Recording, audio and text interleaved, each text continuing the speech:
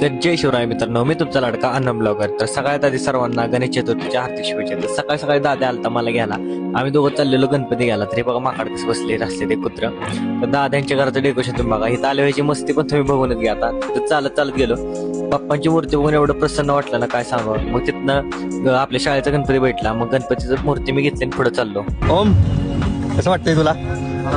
रस्त्यात मस्ती करत करत घरी पोहोचलो. मग इथं आल्यावर आईने मला नाम वगैरे वाढला. मग आत गेलो. आत गणपती बाप्पांना आपल्या डेकोरेशनच्या जागेवर ठेवलं.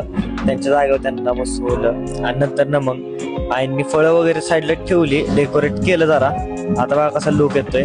नंतर आरती वगैरे झालं. आईंची रिएक्शन बघा.